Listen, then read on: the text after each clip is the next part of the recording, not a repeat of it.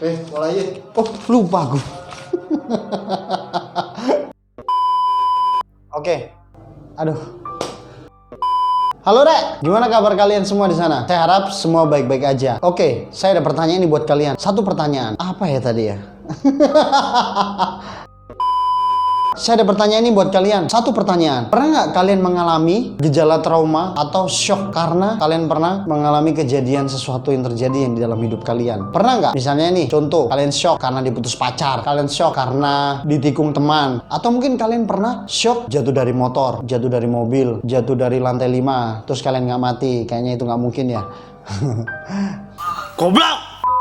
Atau mungkin shock yang lain-lainnya yang kalian pernah hadapi. Pernah nggak? Terus ketika kalian mengalami hal itu, apa yang kalian akan lakukan? Atau kalian melakukan suatu perbuatan yang mungkin kalian tidur di kamar seharian, kalian tidur. Atau mungkin kalian keluar bersama teman-teman, happy-happy, bersenang-senang. Atau mungkin kalian minum obat-obatan yang terlarang. Atau mungkin kalian minum obat-obatan yang Atau mungkin kalian minum obat-obatan yang terlalu. Apa sih kok belibet gini? Atau mungkin kalian minum obat-obatan yang dilarang. Atau bahkan kalian sampai mengakhiri hidup kalian karena shock itu. Jangan sampai itu terjadi ya. Nah, kali ini saya akan coba menceritakan sebuah peristiwa kejadian pada saat Perang Dunia Pertama yang mungkin kalian belum pernah dengar, atau mungkin kalian sebagian udah pernah dengar. Pada saat kejadian Perang Dunia Pertama tahun 1914 sampai 1918. Kejadian itu disebut Shell Shock. Kalian udah pernah dengar belum? Kalau belum, mari kita bahas. Sebelum itu, kita opening dulu.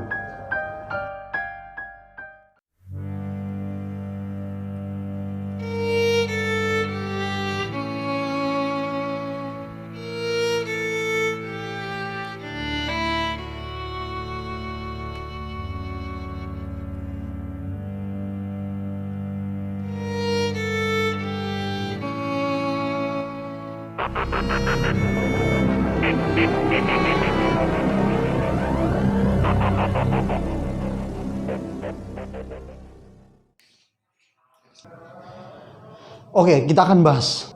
Shell Shock adalah sindrom gangguan syaraf akibat Perang Dunia Pertama pada tahun 1914 sampai 1918. Yang pertama kali disebutkan di media pada tahun 1915. Banyak tentara ditemukan menghidap Shell Shock karena sangat menderita dalam peperangan. Gimana coba? Di dalam peperangan itu banyak hal yang terjadi. Apakah tentara pada zaman dahulu tidak menderita? Maka dari itulah ditemukan gejala-gejala ini. Pada saat kita pun di posisi tentara itu, mungkin kita akan sama mengalaminya. Lanjut, hal itu dikarenakan pertempuran tiada henti dan ledakan-ledakan yang berat dihadapi. Coba bayangin, begitu banyak ledakan yang didengar, dirasakan pada saat itu tentara-tentara Inggris mereka alami. Kita ledakan apa? Ledakan mercon tetangga aja kita udah takut, udah ngomong ayam. Apalagi ledakan beneran, bom-bom yang dibawa tentara-tentara itu. Mungkin kita sudah kabur kali ya. Saya ikut juga sih.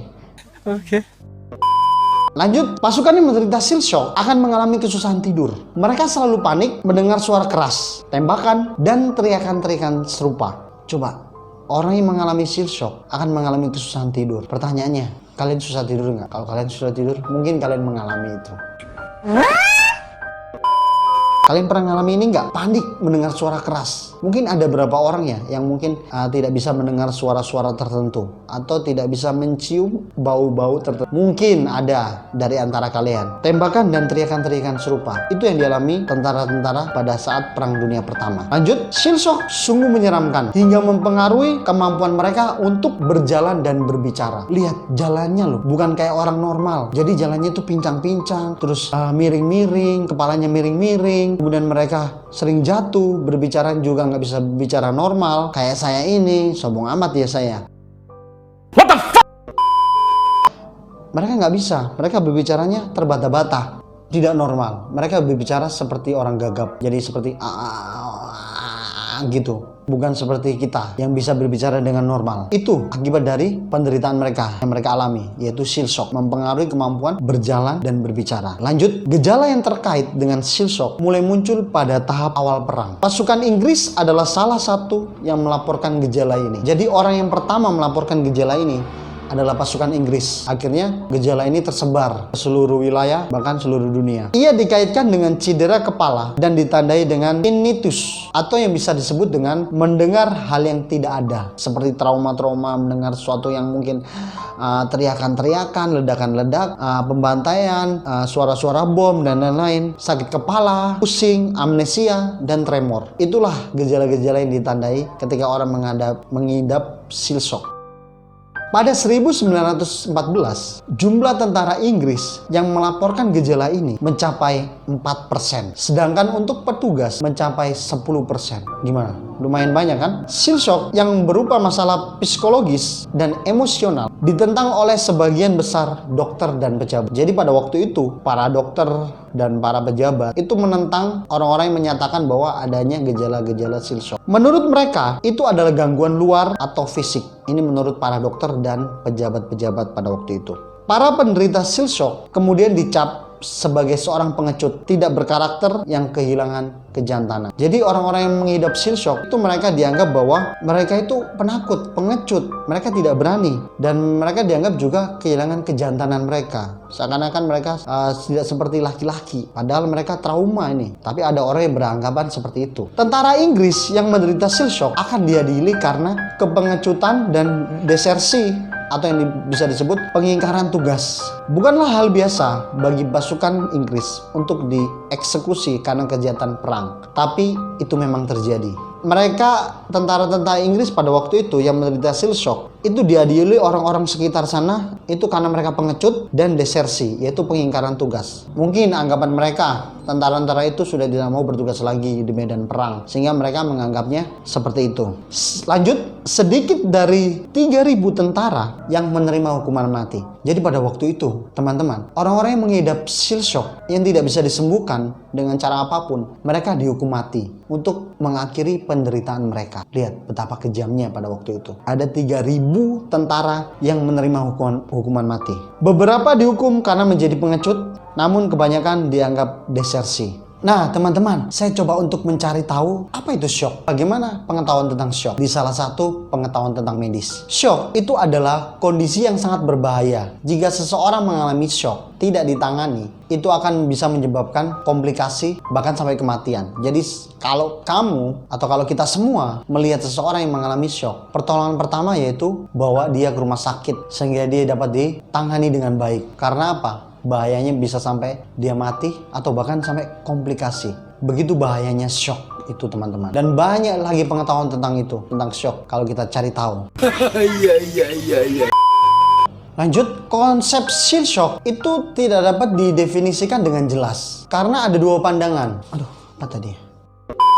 Konsep seal shock itu tidak dapat didefinisikan dengan jelas karena ada dua pandangan. Ada orang yang beranggap bahwa seal shock itu adalah cedera fisik. Itu yang pertama. Yang kedua, itu cedera secara psikologis. Nah, menurut kalian, konsep seal shock itu memang cedera secara fisik atau cedera secara psikologis? Tulis komen di bawah ya. Nah, setelah kita tahu apa itu seal shock, kita sudah bahas bagaimana pengetahuan tentang seal shock. Jika kalian di posisi seperti itu, mungkin kalian pun akan mengalami seperti itu. Nah, menurut saya, apa yang bisa membuat tentara-tentara pada zaman itu menjadi down, mereka sehingga mengalami trauma-trauma tersebut, mereka bahkan sampai mereka dihukum mati karena ketakutan mereka, karena kepengecutan mereka yang tidak mau bertugas, ada yang beranggapan seperti itu menurut saya ada berapa yang membuat mereka sehingga mereka down.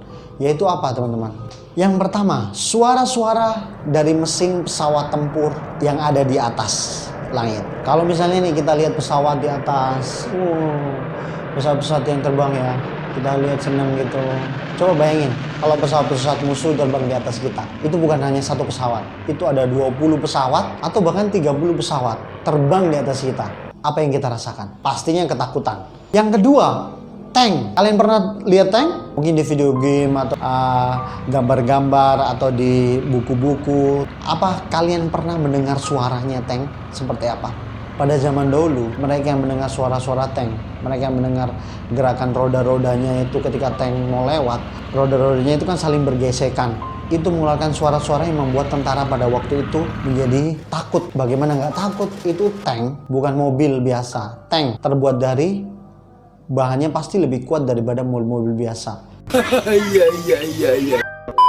Bagaimana ketika tentara pada waktu itu ada mungkin 2-3 tank, 4 tank yang lewat. Mendengar suaranya saja mereka mungkin menjadi lemah, patah semangat. Itu yang kedua. Yang ketiga, sirine Ju-87 atau Stuka. Pesawat ini adalah pesawat berjenis dive bomber dan penyerang darat. Uniknya, pesawat ini memiliki sirine yang digerakkan oleh baling-baling yang dipasang di sayapnya. Sirine itu dipanggil dengan sebutan Jericho Trumpet. Sirine digunakan untuk melemahkan mental dari musuh dan meningkatkan intimidasi pada saat mengempur musuh. Kalian mau dengar suaranya? Mau tahu dengar suaranya? Seperti ini suaranya.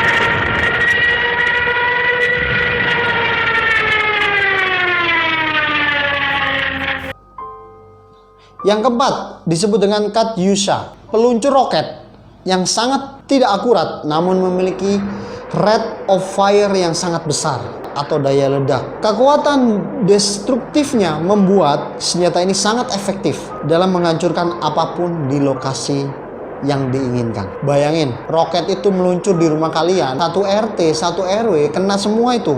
Karena apa? Banyak roketnya, men. Banyak. Senjata itu pun mengeluarkan suara bising yang sangat menyeramkan, yang dapat menyulut rasa takut kepada tentara Jerman pada waktu itu.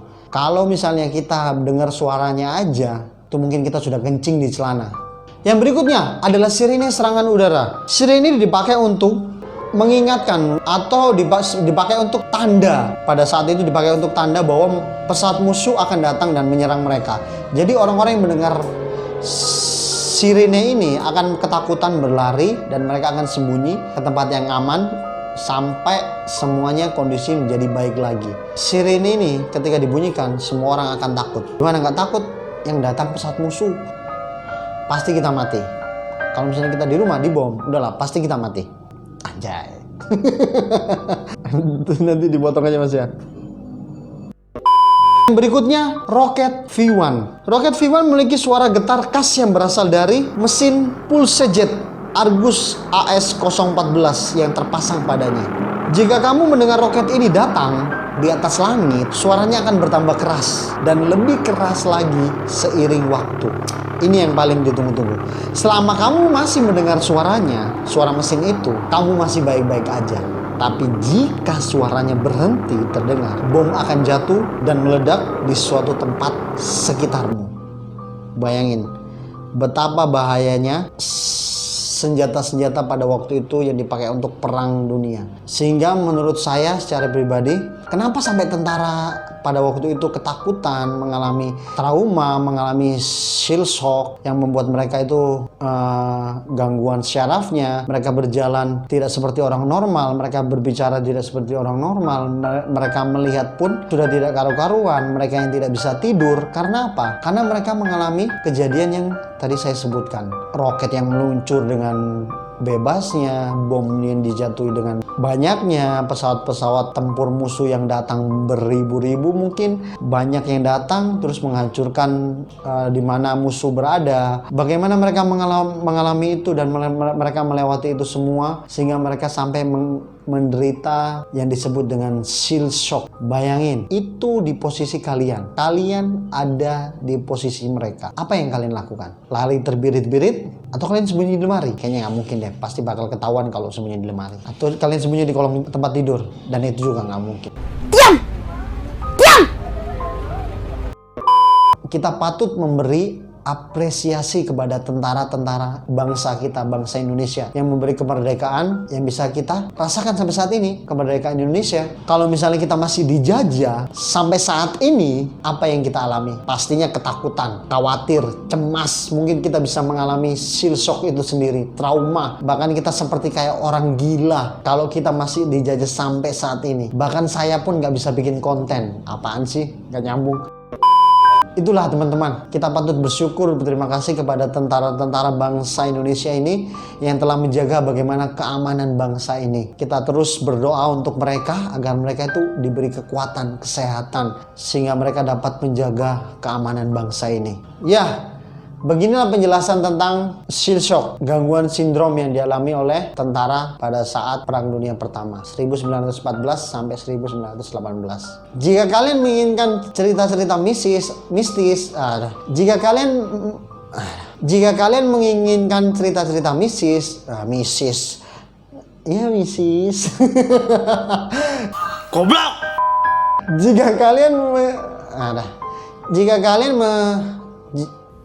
No, God, please, no! Jika kalian ingin diceritakan kejadian-kejadian mistis, horor, atau angker, atau sesuatu yang mungkin tersembunyi, yang belum diketahui, atau sesuatu yang menakutkan, komen di bawah ya, dan beri hashtag angker. Oke, sampai sini saja penjelasannya. Oke, sampai jumpa di episode angker selanjutnya. Terima kasih, bye-bye.